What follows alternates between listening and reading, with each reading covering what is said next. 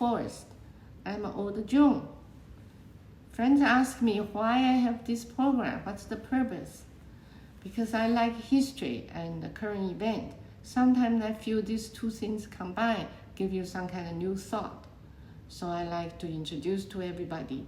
Also, I'm just a beginner, so many things if you need a deeper and you're interested in this subject, you can check into the internet or books to find a more supporting theories.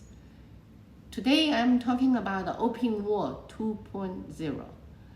President Trump a few years ago mentioned there is about 50,000 U.S. citizens died of overdose every year. It is almost the casualties of Vietnam War. This is huge. For Chinese, this is amazing because the Opium War to us is the 1840s and China lost because China against the importation of opium, the drug. But after lost that war, the drug can come in this country legally. And that is a humiliation for Chinese.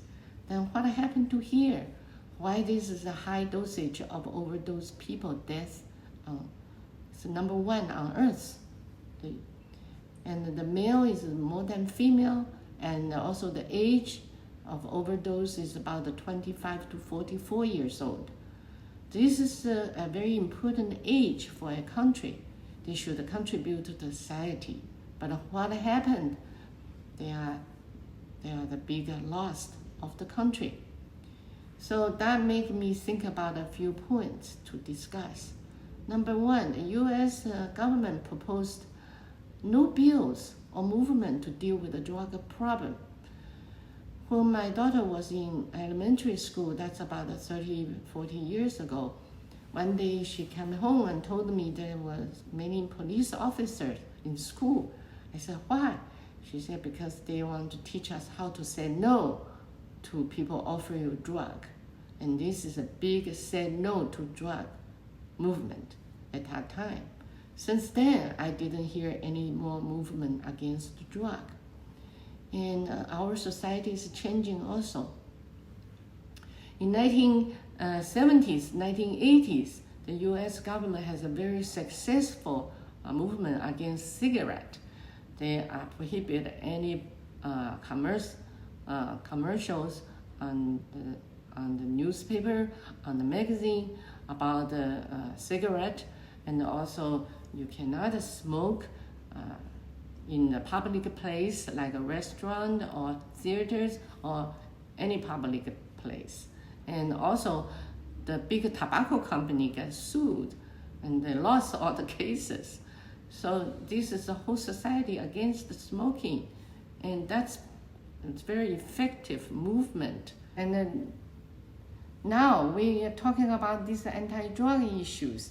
So it reminds me about the 300 years curse. What is the 300 years curse? In recent our history, about 1500 to 2000 years, we trace back to Han Dynasty. West Han Dynasty is only 210 years and get overthrown. And the Song Dynasty about 320 years, including North Song and South Song, they got overthrown. Ming Dynasty is 277 years, and Qing Dynasty 268 years. So every 250 to 300 years, there seems like a fundamentally change in the society. And look at our society. At 1776, we have a revolution. By now, it's about 250 years. So we are also facing a big social change and land change and also wealth change. So social change is our society become more liberal and more tolerant, and there's so-called justice, that no authority can overrule anything. And also our government is federal government and the state. The state has a bigger power over a lot of issues, and the federal government only should control military or diplomacy. So you want to have a big movement seems very difficult. And then our wealth change. The extremely rich and extremely poor is getting deeper and deeper. And you can see our extremely rich is by those high-tech companies or people. And this country controlled by, the wealth controlled by 2 or 3% of people. So that is very amazing. We can have this kind of society. And then the land, the housing cost is very high. If you don't have a 2-income family, it's almost very difficult to buy a house without the family help. So these whole things all contribute to the change of the society. And people say, okay, let's look into the drug problem. What kind of people is getting this overdose? They are the people loser. They are the people not designed. But it's not all so. We have a big percentage is the overdose caused by medicine. Why? Why I say so? Because many years ago, the textbook of the medical school is talking about the painkiller is more important than cure the disease.